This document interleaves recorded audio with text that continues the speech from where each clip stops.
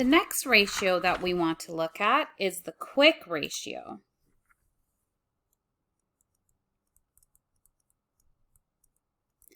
And the formula for the quick ratio is taking your cash plus your cash equivalents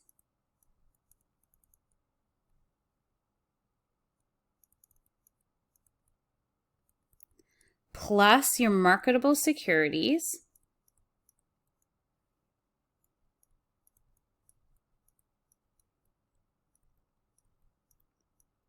plus your accounts receivable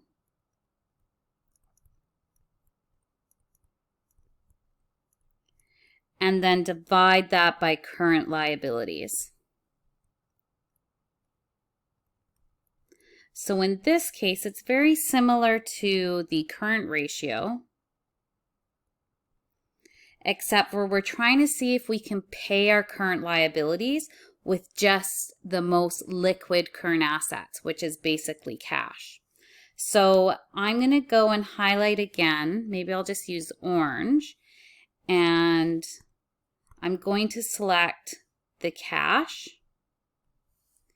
and then the marketable securities. So there are none in this question, so I won't have any there. And then the accounts receivable. So I'm just going to include these two current assets in my equation. So those two added together ends up being 10869. And then these two added together ends up being 8496. So since we're using less current assets in this equation, you expect that your quick ratio will be lower than your current ratio. So let's see what it is for 2021. I'll take the 10869, which was this number, and then divide that by our current liabilities, which is 11061. So that's the same number in both of these formulas. So 11061, and that gives me 0.98.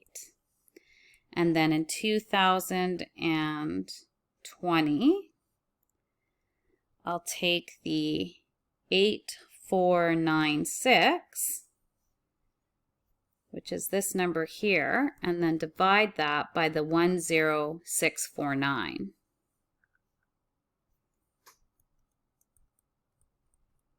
So that ends up being 0.80.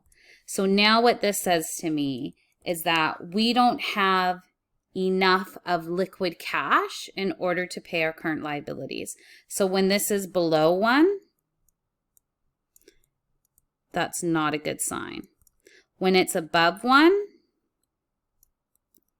that's an okay sign. And remember, banks really are looking on both of these ratios for it to at least to be 2 to 1. And that's our sweet spot.